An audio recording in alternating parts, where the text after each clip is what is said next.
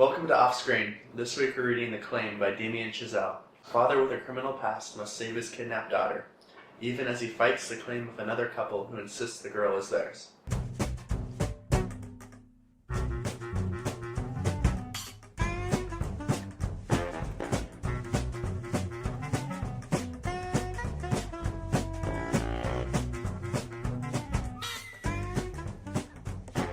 So Damien Chazelle, probably best known now for Whiplash, which I think was a short film first.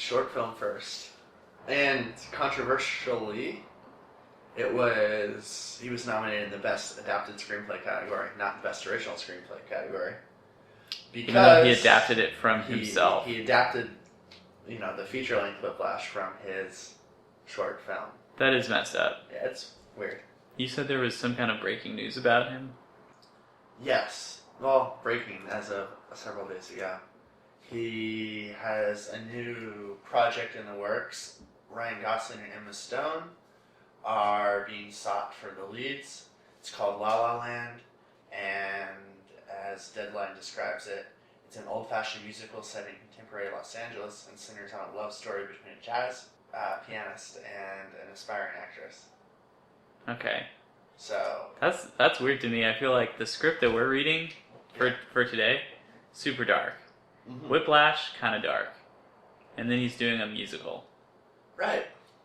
Which, maybe it's a dark musical, I don't know, but usually they're not. It has that jazzy vibe. Well, yeah, it's always something with music. Like, he did that grand piano movie, which I heard was awful.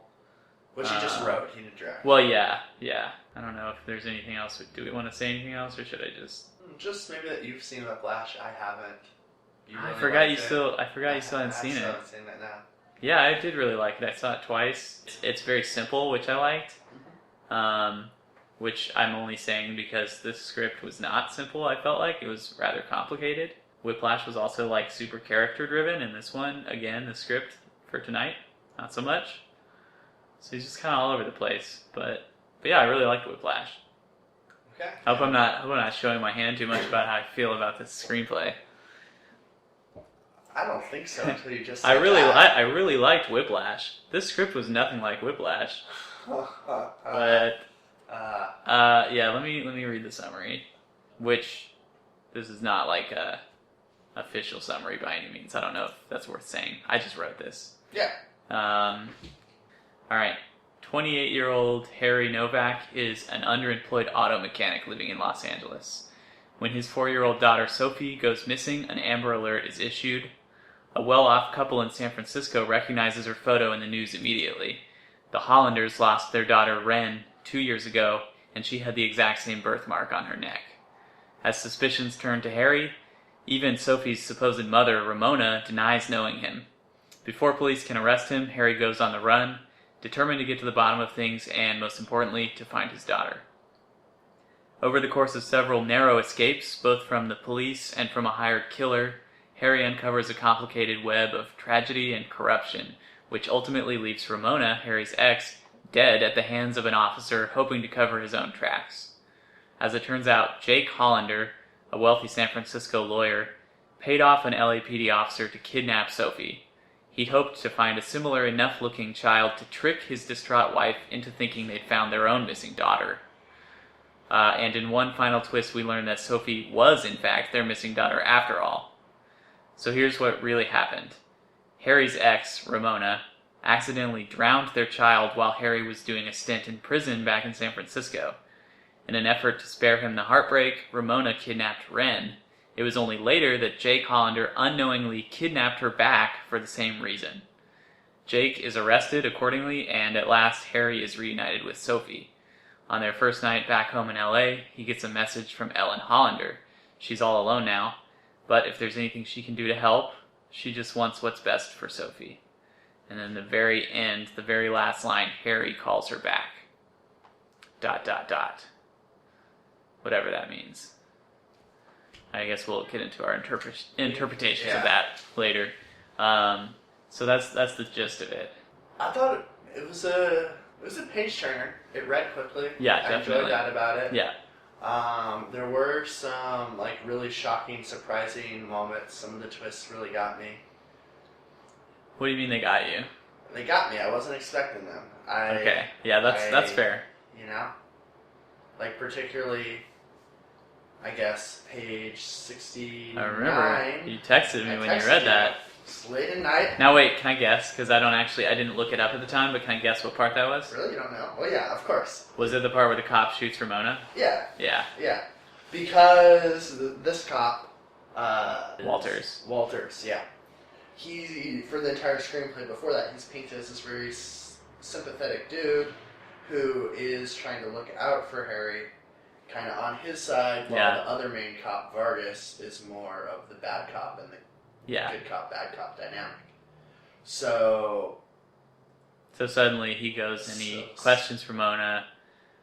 She ends up coming clean about the fact that she actually is the mother of this missing child. Mm-hmm. And then he shoots her. Correct. Yeah, that was shocking. I was shocked, but I was a little annoyed. I felt like that was kind of ridiculous. Well, for a few reasons. First of all, especially with a movie like this, I feel like it behooves you to stick as much as possible with just the point of view of the main character. It's more intriguing that way, I think, and more... That's what Hitchcock would do. Yeah, it's like it gets you into their head more, and this is one where you really want to be in his head because he is slowly discovering and piecing things together. Well, and also there's all these questions about the validity of what is in his head. Yeah, so then to cut to a different scene without him and like really huge stuff happening feels kind of like cheating in figuring out the story. I don't like that. He did kind of set this up. He catalyzed their meeting. He implored Ramona to complain to the police. That's true. And Ramona tried to reach him before she called Walters. Yeah, although that bugged me too. Right before that scene between her and the cop, right before she dies, she kind of flip-flopped a lot. Like, she originally was lying, saying that she did not know Harry. Then Harry comes over when the cops aren't around, and so she finally tells the truth, like, okay, yeah, she actually helped raise the kid, and it is her daughter. He asks her to call the police and tell them, and she doesn't want to do it.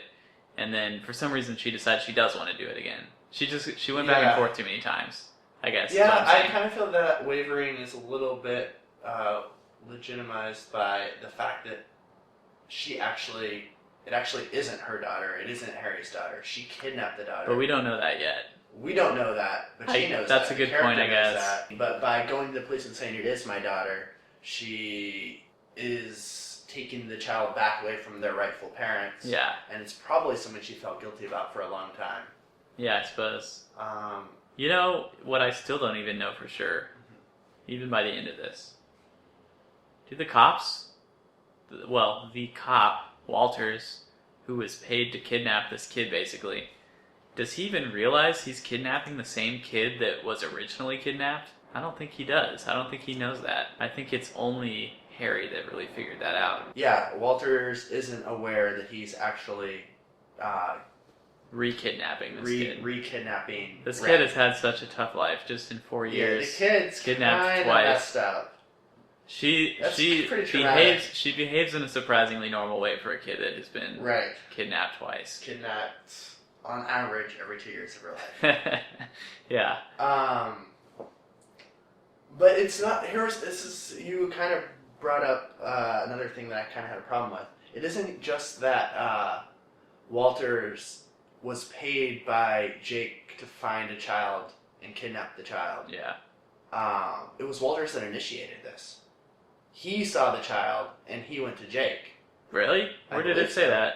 I didn't think they specified that. I'm pretty sure, the way I read it was that Walters became so sympathetic to, because he'd done so much counseling with Jake, he became so sympathetic to Jake's, situation, that he then saw this father, this deadbeat father, this ex-junkie father, and their daughter, with his daughter in like Santa Monica or something. Right, I do remember that. And he takes it upon himself to go to Jake, and that's how they begin orchestrating this.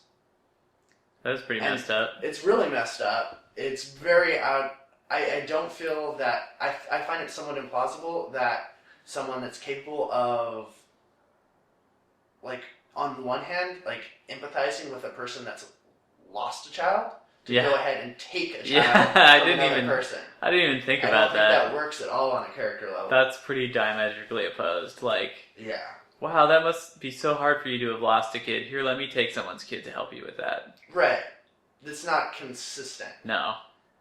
Yeah, that's a good point. And I kind of feel like the screenplay had some of these logical inconsistencies. Yeah. It chose the convenience of plot over the logic of the plot and the logic of characters. There were a lot of strains on believability, I thought. I mean, obviously the most of which is like that the same kid would be kidnapped twice by the same two parties. Right. The twist that it was, I feel like the second or the final twist that it was Ren all along is kind of unnecessary. I don't really know. Yeah, it doesn't really do much for the story. I mean, it somewhat adjusts how we view Ramona. But she's already dead. Yeah, like you said, she's been dead for like 60 pages. Yeah. So. And if you interpret the ending as I did, which is I think that Ellen, the San Francisco wife, when she leaves that message for Harry at the end, I feel like she's reaching out and still really wants to help take care of their daughter. And I feel like the screenplay is trying to suggest that maybe Harry and Ellen will now get together and raise the child. I didn't take it that way, but maybe that's just because that's what they were going for. That's just like really ludicrous because they don't know each other at all. I agree it's ludicrous. I just think that's what it wants me to think. Right. But what do you think that means? Because it makes such a big deal about, like, she leaves him a message on his phone, he listens to it, and then he, like, waits. Let me read the little segment here. Okay. Interior Harry's apartment night. Ringing. Harry jumps, startled back to the present. He turns. Someone's calling the landline. He gets up, peers at the phone. It goes to voicemail. Ellen off screen. Mr. Novak, it's Ellen Hollander. I don't know why I'm calling, except I'm sorry. I'm so sorry for how I treated you, for everything. The words hit Harry hard. It's almost too much to take. I'm going to pick up the pieces here. If there's anything I can do to help you get on your feet again, I want the best for you and your daughter. Finally, you have a beautiful girl. The message ends. Harry's hand springs out as though on autopilot. He presses call back, holds the phone, dialing. And then it goes on. See, the reason I think the line to me that why I didn't take it as you did was, I'm going to pick up the pieces here. Like trying to imply maybe that here, like she's in San Francisco, Harry's in LA, but also that she's trying to focus on her own life. And I don't know. What do you think it meant on Harry's part, though, when he calls her back? Why would he call her back? To tell her that it's actually their kid? I don't think he's going to, though. So then why is he calling her? He wants to tap that. I don't think he wants. He wants to make a new kid that is really theirs, both of theirs. But that's really weird because they don't know each other, and they're like one interaction was. They basically have shared a kid already, though. Yeah. So what's different. another one? Their one real interaction was. Not a good one. Ellen flipping out on Harry at the police station and punching him a bunch of times. Yeah. But she admitted that she was, didn't really explicitly admit it, but she knows that her husband is really the one that was at fault. Oh, yeah. No, she admits that. She calls him out to the police. Yeah. In their apartment. So or not in their apartment, in their house during the dinner. Anyway, I'm just saying, I feel like they could work it out. But, okay, I want to go back just a little bit to when... Go ahead. Just to continue on that point, I also don't think Harry's going to admit that the kid isn't his, because he goes to a point, he really emphasizes the point that Sophie / Ren is home now in their crappy apartment in LA. Yeah. Like, he kind of drives home the word home. Yeah. And that he says, I'm going to do the right things for you. You're the most beautiful, wonderful daughter a father could ever hope to have, and I'm going to take care of you the way a father should. Mm-hmm. So that kind of leads me to believe that maybe he's going to hit up Ellen for money. Oh, interesting. Like, Ellen's rich as all get out. She can afford to throw a little rent money Harry's way, maybe. Yeah. Like he says, and I'm going to take care of you the way a father should. Like, he was already, I don't know, he's like a part-time auto mechanic. Yeah. If he becomes a full-time auto mechanic, that's going to make a very big difference, but not presumably a market one in comparison to what Ellen could offer. Yeah. Anyway, sorry. I just wanted to jump back a little bit too, right before that, when he's finally realizing that the kid was theirs and not his in the first place. Was Jake and Ellen's. Yeah. Because okay, I have a few problems with this. First of all, the way that he realizes it is that he sees a baby picture of Sophie. She does not have that telltale scar or birthmark on her neck, which he realizes that must mean he has a different kid now, which that's fine. That makes sense, I guess. But then we have all these flashbacks to what happened with his actual daughter, which, again, it's like what I was saying about cutting to a different point of view. That's basically what they're doing. Like, these flashbacks that they show are things that he doesn't really know. All he knows is it's not his kid, and Ramona must have, like, kidnapped him, but she doesn't know the circumstances. We see, or he doesn't know the circumstances leading up to that. We see that she drowned the kid in the bathtub. Accidentally. Right, yeah, sorry. Because they were both kind of strung out at the time. Well, I think he was in prison at the time, wasn't he? Yeah, you're right. Yeah, and she was left alone to take care of their daughter, accidentally left her in the tub, and she drowned. But he has no way of knowing that, and that was just weird to me. I mean, even if he's put the pieces together enough to know that something happened, Ramona killed our daughter, that's so weird to me to actually see what specifically happened, because you know that Harry doesn't actually, he never saw that, he doesn't know. Yeah, it's a good point. It's a lot of inference on his part. To be fair, I think this is maybe what they were going for, even though it's true that Harry was not there and there's no way that he would know that's how his daughter had died while he was in prison. Mm-hmm. Walters at one point does say that his daughter is already dead and that she was drowned in a tub, I think. He specifically states that. And at first, I think the reader/viewer is supposed to assume, oh, he's bluffing. But I think that might be why Harry would put the pieces together and maybe realize that was actually what happened. But how did Walters know that? I guess he would have had to know the whole truth if that were the case. The whole truth. Maybe. I don't know. So then he knew that he was kidnapping the same kid again. Yeah. I don't know. Maybe not. This isn't clear. I didn't think of that. Right? It's no, that's definitely just not written. That's not made clear. Yeah.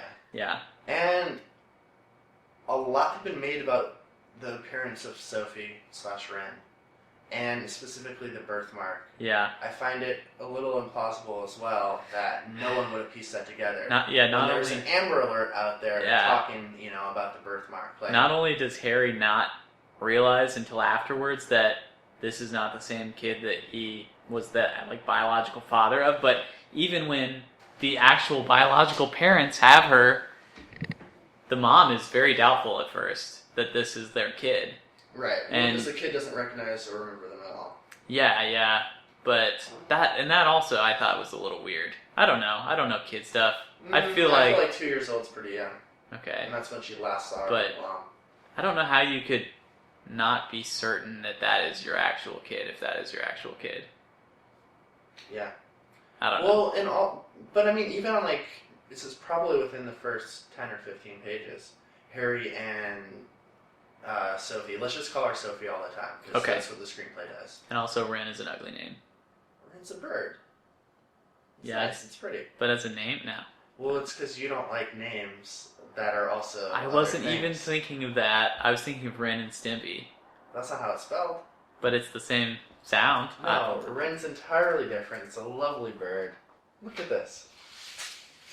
This is an audio podcast. We can't see this picture. I know. It's pretty cute, but it's pretty cute. Whatever. But anyways, they're in the car, and Sophie talks. She says, like, Daddy, I'm so ugly, like, referring kind of to the birthmark. Yeah.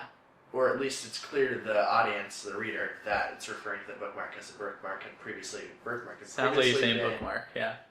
Birthmark, yeah, had previously been introduced. Yeah. And then, like, how would Harry not remember that his daughter didn't have a birthmark? Yeah. Another sort of loose end I wanted to mention is that earring. They made a big deal right when Sophie first goes missing. They're in a traffic jam. Harry had just gotten out of his car to, like, help somebody, and when he looked back, Sophie was just gone. And he freaks out, of course, and he's, like, looking all over the place, dodging cars and stuff, and he finds an earring. He finds the earring later. He goes back. Oh, you're right. Which is even more crazy if you think about it. He went back much later. Would still be there. Yeah, and Sophie's earring, one of them was still there. And it had some blood on it, and I guess he was holding on to that in the hopes of getting, like, a DNA test. That's what I assumed. But that just never went anywhere. They just never did anything with that. And I thought they were really going to use it when there's a part where, you know, he and Walters get into this crazy fight, and Walters, like, throws him overboard from his fishing boat, trying to drown him, and then... Yeah. No, at this point... Harry's, like, playing dead. Yeah, I know, but they made a big point there of saying that he still had the earring in his pocket, and I was like, oh, that's going to be, like, the one thing that saves him in all of this, you know? That's why he's, like, got to get back to shore and survive so that he can use this as proof. But he never did. But then he doesn't. Yeah. Right. But that was their chance to also pay off the backstory that Harry was, like, once a competitive swimmer, which was... Yeah. I thought a, like, totally throwaway little detail that barely made any difference except for that one specific scene. Right. They developed that a lot for marginal payoff. Yeah. And it's like entirely coincidence. You know, that. Also, he got thrown overboard off the coast of, well, it was like near Los Angeles somewhere. They say, actually, there's a nice, like, specificity to the locations here. They're using like real streets and real locations. Yeah. He's I don't know, but he's in the Los Angeles area. Was born and raised in like LA. Yeah, but anyway, he was thrown overboard outside of Los Angeles, and then I don't know how much longer it was, but suddenly he's storming into the Hollander's house in San Francisco. How did he get there so fast? Presumably he didn't swim. I don't know how long. They never made it clear, which I guess was the point, so they could surprise you, but that was crazy to me. Also, for the specificity thing about the locations, I'm ambivalent about that. I like the specificity, but I feel like it's biased towards people like us who live in LA and we know these places. If you didn't know, there were times where they just said, like, oh, they're in Torrance. Yeah. And it's like, nobody knows where Torrance is unless they live here. But for people that don't know, isn't it, like, I feel like it's just a little added spice for us. And it's just normal, you know, city names for other people. I guess. And most of the people reading it are probably going to be LA people anyway. Yeah, like trying to get the movie made. Torrance, Santa Monica, Marina Del Rey, Chinatown, Olivera Street. I'm not really sure about, this really isn't important, but I'm not really sure about the timeline of Harry's swimming career. He's 28 now. Yeah. Right? Yeah. So he was 24 when Sophie was born. Yeah, so you were thinking... So like, he was a high school swimming star. But they make a big point of his swimming career being derailed by the kid. But there were several years in between. Unaccounted for. Yeah. Like 5 of them. He definitely didn't go to college. They did not mention that. They didn't mention college, but like there's a lot of time to you know, kind of blend. That's a good point. Maybe we should explain how Sophie is kidnapped in the beginning of the screenplay. Okay. Harry is driving on the 405 during rush hour. As anyone in LA knows, that's not a good look. Nightmare. There's a lot of traffic. And it comes to like a complete standstill. A kid in a blue Toyota, his car breaks down. Harry, a mechanic, pops out, fixes the car, goes back to his own car. Sophie's gone. Yeah. So it turns out, we find out, that the kid in the blue car is involved in the scheme. Right. And also one of the other cars is this white van, Right. who's a hired killer. This dude's name is Calvin Frears. It's kind of, I don't know, overly plotted. It's not elegant plotting, I guess. Yeah. It is. It happened really fast, and like, then why is this schlubby, he's described as schlubby, 23-year-old kid in with this crooked cop? But also, like, how would they have known that he would be stuck in traffic in that same place? Yeah. To kidnap her. Yeah. That's crazy. And there are so many, like you mentioned, there are so many people around watching. There's a lot of, if it's standstill traffic, like, you're either on your cell phone or you're looking at everyone else around you. But, and if they someone's say, popping out on the street, everyone's looking at that. They say LA people, very closed off and just in their own little world, in their car. Yeah, but then you see the Amber Alert and you're like, ugh. That was later. That was later. Yeah, a little later. It's like, not, you can come forward. Yeah. But yeah, I don't know how they got away in a traffic jam either. That seems like just the worst possible idea for a kidnapping. Yeah. But I mean, maybe we shouldn't nitpick the plot to such I a think degree. that's why we're here. I mean, we can nitpick it's a it on a more thriller, general level if you like. Right. Like, I feel like it was well written.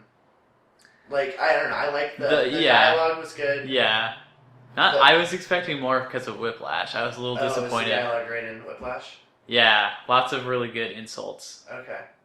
There were only a couple in here, but but the writing overall is just kind of punchy and pulpy and pretty good, right? There were a few parts that I thought were a little silly. The style of the writing was still good, but I guess that's what I mean.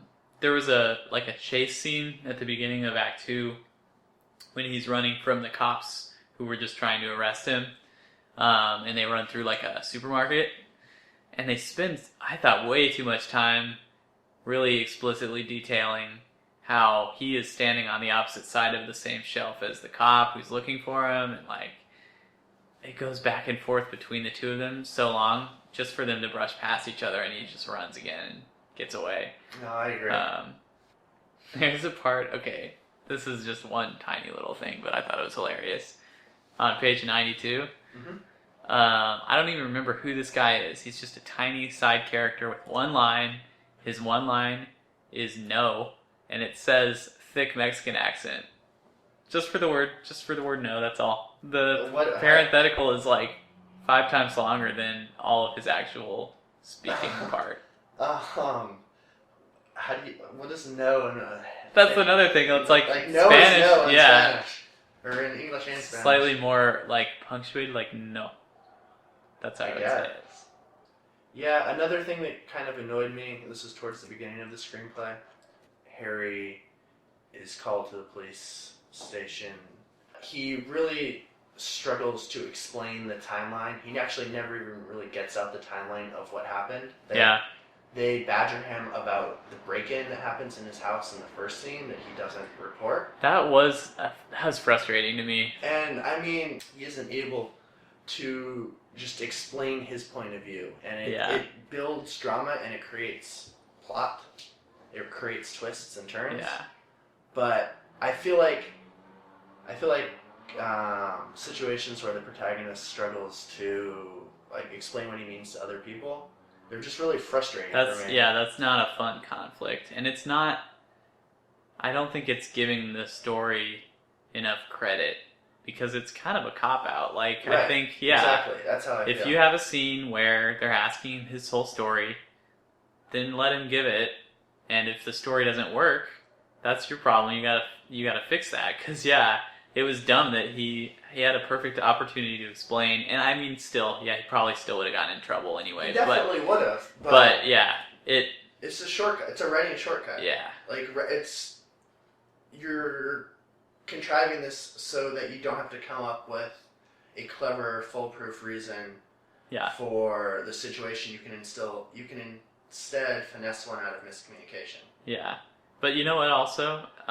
They search his apartment twice. Once with him to look for like a birth certificate for Sophie and photos, which have all been ransacked, of course. But then they go back later, and only then do they find the backpack that Sophie was supposedly wearing when she first went missing in San Francisco. Right, from Jake and Ellen. Yeah, that also felt kind of inelegant to me. I don't like that. I don't like when you return to a scene so soon after we were just there. Yeah, and find something important that they didn't find before. They obviously would have seen a backpack. It's not a subtle thing. Seems like bad form.